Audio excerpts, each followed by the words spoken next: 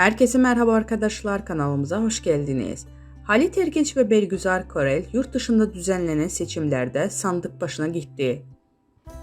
Yurt dışında yaşayan ünlü oyuncular Halit Ergenç ve Bergüzar Korel çifti Türkiye'deki seçimler için oy kullandı.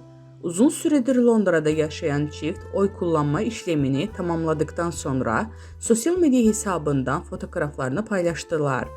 Oyumuzu kullandık notu düştü.